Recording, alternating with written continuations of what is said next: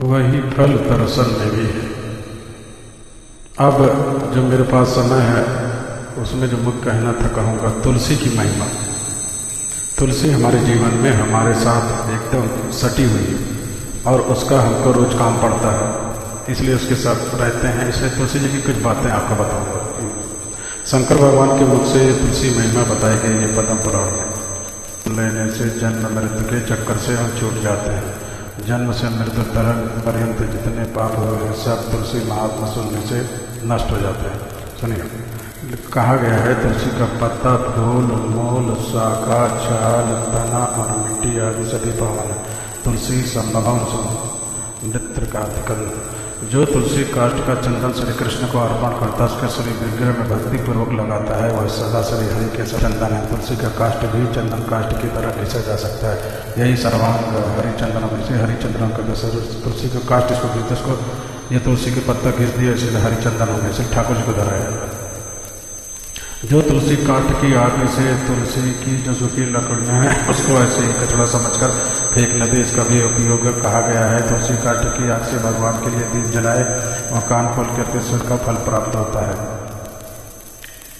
जो ब्राह्मण तुलसी काठ की अग्नि में हवन करता है उन्हें एक एक सिक्त अर्थात भारत के दाने में एक एक तेल में अग्निष्टोम यज्ञ का फल प्राप्त होता, जिस यज्ञ कुंड में तुलसी काष्ठ डाल दी जाए। कहा गया है तुलसी की लकड़ी से तैयार किए गए यहाँ से नैवेद्य का थोड़ा सा भी भगवान केशव का अर्पण किया जाए तो मेरू के समान अन्नदान का फल प्राप्त होता है। जो भगवान को तुलसी काष्ठ का धूप देता है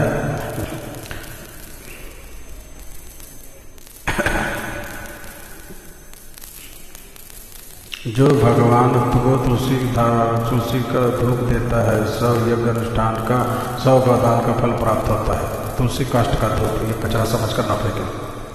आगे, जो मनुष्य अपने अंग में तुलसी की कीचड़ लगाकर श्री विष्णु का पूजन करता है उसे एक ही दिन में 100 दिनों के पूजन का फल प्राप्त होता है। यह सब कुछ दम पुराण में दर्शन प्राप्त कर सकते हैं।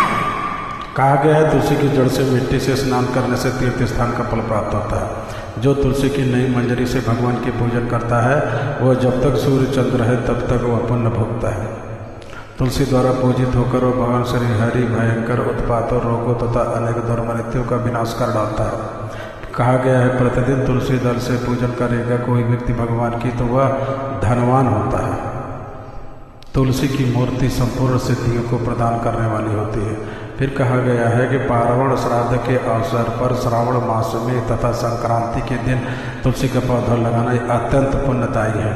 तुलसी की जड़ में ब्रह्मा जी रहते हैं, मध्य भाग में भगवान जनार्दन रहते हैं और मंजरी में रुद्रदेव का निवास है, इसलिए शायद मंजरी रुद्रदेव को चढ़ती है। जिस घर गांव वन में तुलसी का वृक्ष हो वहाँ जगदीश्वर श्री विष्णु प्रसन्नचित होकर निवास करते हैं। उस घर में दरिद्रता नहीं होती, उसमें दुख भय रोग नहीं ठहरते।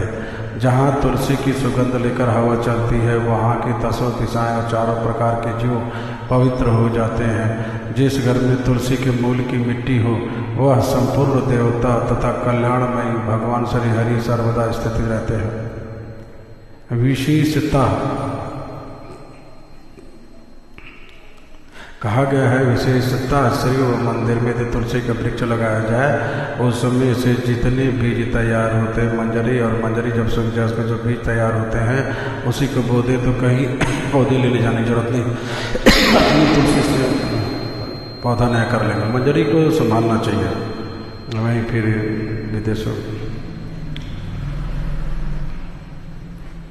कहा गया है कि शिव मंदिर में यदि तुलसी का वृक्ष लगा दिया जाए तो उसमें से जितने बीज तैयार होते हैं उतने ही युगों तक मनुष्य स्वर्गलोक में निवास करता है। भगवान के सभी पृथ्वी तल पर तुलसी लगाने से सदा वैकुंठ की प्राप्ति होती है। तुलसी सर्वत्र पवित्र है और पुण्य तीर्थों में अधिक पावन मानी गई है। फिर कहा गया है तुलसी वृक्ष के बगीचे का दर्शन स्पर्श कर लेने मात्र से भी ब्रह्म हत्या आदि पाप नष्ट हो जाते हैं। जिनका मृत शरीर औषधिक बातें कहा गया है जिसका मृत शरीर तुलसी काष्ठ की आग से जलाया जाए वह विष्णु लोक में जाते हैं। जब से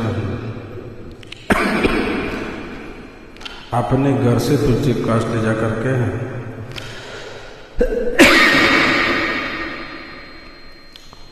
और सबसे पहले जो भगवान धाम जाते हैं, इस वचन को याद करें।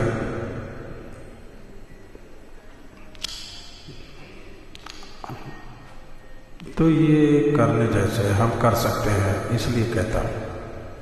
जिनका मृत शरीर तुलसी काष्ठ की आग से जलाया जाता है उसमें लोक में जाते हैं।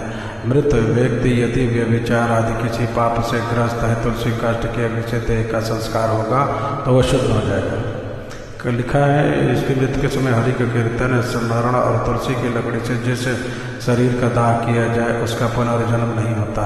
आपको लगेगा इतने सारे तुलसी काष्ठ कहाँ से लाए, क्योंकि मनुष्य शरीर के लिए तो ज़्यादा चाहिए। तो यहाँ लिख दिया है यदि दाह संस्कार के समय अन्य लकड़ियों के भीतर एक भी तुलसी काष्ठ हो तो करोड़ों पापों से युक्त होने पर भी मनुष्य की मुक्ति हो जाती है।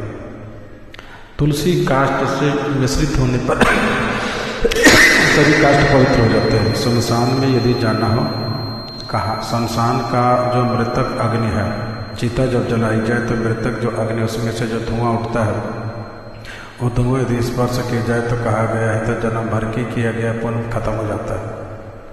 और यहाँ कुछ और लिखा है यदि तुलसी का स्पर्श करा दिया जाए तो क्या होता है। जिस अग्निशाला शमशान में घी के साथ तुलसी काष्ठ की अग्नि प्रज्वलित होती वहाँ जाने से मनुष्य का पातक भस्म होता है। उसमें पुण्य भस्म हो जाने की बात है, यहाँ पाप भस्म हो जाता है। तुलसी काष्ठ की अग्नि से मृत मनुष्य का दाह होता है। देख क्या होता है, विष्णु दूत ही आकर उसको वैकुंठ में ले जाते हैं। वो करोड़ों जन्मों तक पापों से मुक्त होकर भगवान विष्णु को प्राप्त करता है। जो मनुष्य तुलसी काष्ठ की अग्नि में जलाए जाते हैं उन्हें विमान पर बैठकर वैकुंठ पर जाते देखकर देवता उनके पर पुष्पांजलि करते हैं। ऐसी जीव को भगवान विष्णु और शिव संतुष्ट होते हैं। लिखा है जनार्दन जनार्दन सामने जाकर हाथ पकड़कर अपने अक्षरधाम में ले जाते हैं।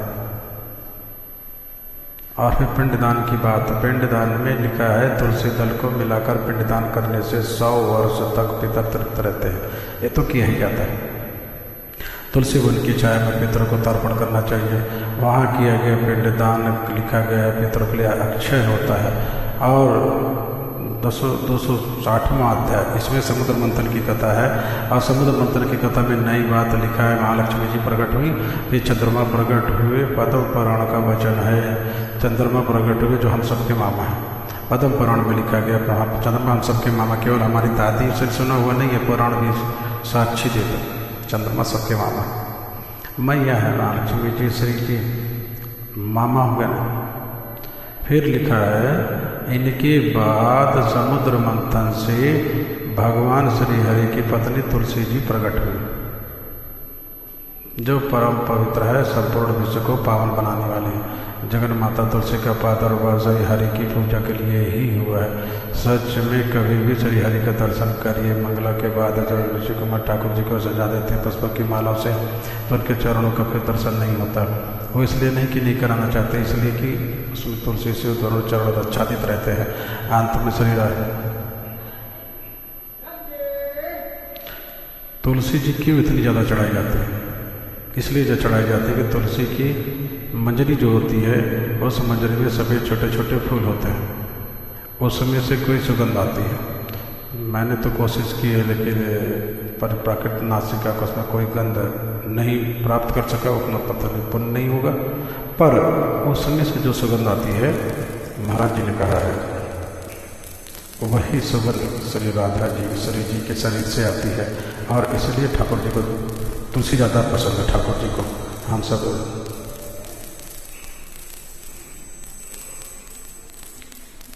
अगर अच्छा लगे तो इसको लाइक शेयर कमेंट से जरूर करें, लोगों तक पहुंचाएं। तुलसी का महात्मा के विषय में जो चीज़ें हैं